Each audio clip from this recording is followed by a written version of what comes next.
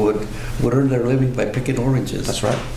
The interesting, my father-in-law came to High Grove in 1908. He was 4 years old, and growing up there with his brother, and then the two sisters were born there in High Grove. And anyway, he picked oranges for 3 cents a box. 3 pennies a box? 3 pennies. He told me, you picked $100, you made $3 in one day. And he said, I said, but that's the way it was. There wasn't any work for them. He was a very interesting gentleman. His father made sure that they got an education. So he bought him a Model T car, him and his brother, and they graduated from Poly High School in 1924. It was very difficult. Riverside was probably, you want to say worse than Colton? It was. It was. As far as discrimination, segregation. Yeah. Like I say, it's in fact, maybe I shouldn't even bring this up because, like I said, it was an article in this morning's paper about the Japanese family the first Japanese family that moved next door or moved to Riverside, and the discrimination that there was a law that immigrants couldn't buy property. So the gentleman, the Japanese gentleman, he had children here, and they bought the property. And it's interesting that the article that the lady that lived next door to them didn't want them there. And in time, they became good friends, But they died now. Their grandchildren own the house, and they're going to make a museum out of it. So it shows you how things were. And like I said, we couldn't live up in the north end of town. Right. The war changed all of that. How did that? I think the fact that these not so much the Second World War, in my opinion, anyway. I think it was the Korean War. The GI Bill became readily available to these guys, and they started working, going to school, college, and getting better jobs. And I think that was the beginning of the movement to the north end of town. In my opinion, anyway. Maybe I'm wrong, but I think that started the whole thing. These guys realized, hey, I'm entitled to something better than. I paid my dues. I paid my dues. I paid my dues. And they weren't going to live in those old houses their parents lived in. So I think that was the beginning. That's just that's in my opinion. Like I said, I think that was good. In that movement, was there also a movement afoot to run for offices? Oh, absolutely. Oh, sure. Oh, yeah. Oh, sure. Yeah. They were more politically involved. But like I say, that started the whole thing. Like I say, and now you've seen tremendous. It's like you didn't dare a white girl. You didn't date a white girl in high school. It just didn't happen. That was taboo. That just didn't happen. Just like, I'm sure that the white boys wanted to date some of the Mexican girls, but it didn't happen. It just, something that. So you would stay on your side of the fence, and we would stay on our side of the fence. Right, yeah. And look at it now. And that's the way it was. Look at it now. That's interesting because I've got 4 sisters and I got 3 white brother-in-laws. My daughter married a white boy. So things have changed. Quite a bit. Nothing wrong with it. I mean, Yeah. That. But again, we're talking about change. Yes. We're talking about different times. Yes. And different moods of the country, different politics, and again the 60s where we have the civil rights movement, and that affected all of us. Yes, sure. But you said the Korean War was the impetus for. I think so. For integrating the community. I think so. In my opinion, I think that's what it was. Like I say, even after World War II, it was not good. I don't think it was that good. Like I say, I was a little boy when the war ended, of course. Yeah, you were what, 6 or 7? Yeah, something like that. But I don't remember too much about it. But I do remember. I mentioned this. I'll show you how things have changed. And I mentioned it to you when you were there the other day. How things were. And it's hard to believe that this transpired, because I mentioned it many times to even my customers, and they look at me like, that's not possible, but it was. If you had long hair, let's say, maybe like mine, and the police would see you, they'd bring him into the shop and stand right in front of the chair with a hand on their gun and tell my dad, give him a haircut. And if you shaved your head off, they'd arrest you. You think you were a criminal of some sort. And it's hard to believe. It's hard to believe. I was a little boy, but I remember. Can't tell you how many times a police officer would grab a guy, bring him in the shop, sit him down, and stand there with a hand on his gun. Give him a haircut. But that's the way it was. It's hard to believe that people did things like that. And I don't know whether it was their fear of what. I mean, just because you wore your hair a little bit long. Yeah. Didn't make any sense. But I remember. And I think back, and what could my dad do? He did what the officer told him to do. Of course. You know? Of course. And that guy never said a peep. Yeah. Can you imagine doing that now? I don't think so. I don't think that would fly. I don't think that would fly. That would fly nowadays. Yeah. But that happened, and a lot of people don't understand. Yeah. Things have changed so much that, to think back that, they treated you like that. Yeah. Like you were less than what, You didn't have any rights. You didn't. You did not have any rights. And it's so wrong. You mentioned intermarriages, and you mentioned people coming together and making some changes in our society. In the old days, living in Colton, how was it living in Colton? Because I remember being a safe place. I remember going to school, running to school. I remember playing late at night. I remember playing in the park with no problems.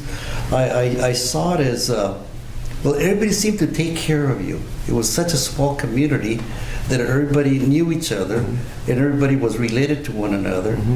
And I would imagine, like all the other communities in our country, things are different now. Oh yeah, there was a lot of respect. The people had a common bond. There was, I don't think there was any, especially, growing up, like you say, we knew each other, we'd spend up the night playing ball or whatever it was, running the streets, and whatnot. There was a few, having those bars next to our house, well, there was always some kind of a disturbance there, but like I say, I remember, going back to what I said about my father with all these people there at the shop. The place would be packed, these guys hadn't seen each other, for several weeks or a month or whatever it was, and they'd sit there and you could have them laughing and reminiscing and whatnot. And that was that camaraderie, I think, that bond that these people had. And I think that's what the big thing, we learned respect. You and I and all of us kids, we respected one another. And I think that's what made it such a unique little community. And interesting, here we had the South Colton, we had all the Mexican kids in South Colton and the white kids in North End. And I remember when we went to high school, it was a new experience for us. Yes, we weren't was. around Yes, these people. And it's interesting. We made friends that are friends to this day, very good friends. There was a few little, incidents, but I think we were kind of curious with each other. What made you tick and what made me tick, And probably my best friend is a white gentleman, and but we became so close to this day, And like I said, we have our class reunions, and it was neat. And it's funny because this gentleman sitting here taking these movies, I did not know a black gentleman until I was a junior in high school. A junior in high school. Isn't that something? It's incredible that we lived in that community and we had no people of color, right? Right. Isn't that interesting? Yeah. So when they got there, I made a point of getting to know them. They were a brother and sister, and there were three of them. And after a while, They were like any different than you and I. You know, different color. Yeah. But what? We're human beings, for God's sake. Yeah. No? Isn't that interesting? Well, But yeah. there again, like I say, you haven't crossed that threshold of that person because he's got a different color. But after a while, we're all alike. We're not any. I mean, what's so different about us? Well, you know, possibly one of the advantages or disadvantages of growing in a segregated community was that you would develop that spirit of esprit de corps, strong bonding, and a strong of protecting your family and your community. And perhaps that was good or was it bad? But I don't know. But maybe that worked in our favor because of the segregation that was there, and then also possibly because we were not receiving the same facilities that the north part of Colton was receiving in terms of street repairs and street lights and that sort of thing, Adam, that sort of thing. Because quién sabe, I don't know, but that's what I feel. You know, it's interesting, Tom, that, you know, I talk about this to my customers all the time. We talk about this. And the way it was, you know, things have changed. But there's always going to be that separation. There's something about people that, I don't know, it's, you know, we have all these, you know, mixtures of people, which is, I think, is fantastic to me. I think that's great. I have nothing against it. But for some reason, there's always that there's certain people that they just don't get it, and you'll always have that. You and I are getting old. We've seen it, you know, but it's always going to be there. It's never going to end. You know, what's so hard with getting along with people? What's so hard? I don't have to love you, but I can get along with you, right? I get along with this gentleman. I get along with him. You know, what's so wrong? What's so hard? It's not hard. You know, I can have this gentleman meet my family, you know, and hey, you know. Yeah. But why? It never ends, does it? It never ends. Yeah. But we've made progress. A lot. You know, and I'm not that way. Yeah. You know, you're not that way. Yeah. You know, we get along with everybody, right? Yeah. I have to. It's not my business, you know. But it's interesting that what we've been through, you and I, you know, in our short lifetime, you know, and we didn't see what our parents saw. True. We didn't see. True. We didn't see what this gentleman's parents saw, his grandparents saw. Yeah. You know, but it's better. It's going to get better. But it's always that little line. Yeah. And I think about it, and I've talked with all these people that I meet in my business, and all the years that I've been in this business, and it's so sad. It's so sad that there's always that segment of society that doesn't want to change. Right.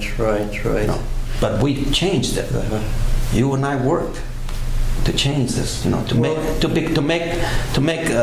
not only for ourselves but for our communities.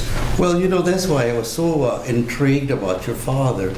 Your father being a community activist and using his business to bring in people to discuss issues, to organize and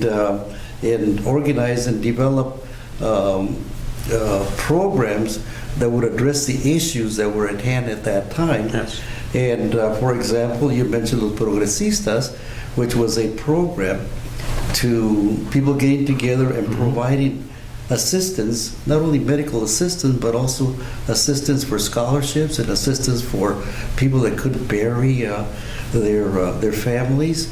And then you mentioned Los Trabajadores Unidos, who your dad was also very active in that area, and many of the employees of the cement plant, that was one of the biggest employers in the area.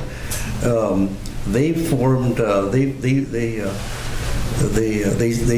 they formed a strike against the cement plant because they were not getting as much salary paid as the white persons were. So they went on strike for a couple of months, and they won that strike. Yeah. So again, this is why, like you said, Adam, parents, your mom and dad were just tough, and our grandparents were just tough to go through those experiences that were just kind of uncivilized experiences. I'm going to tell you a story.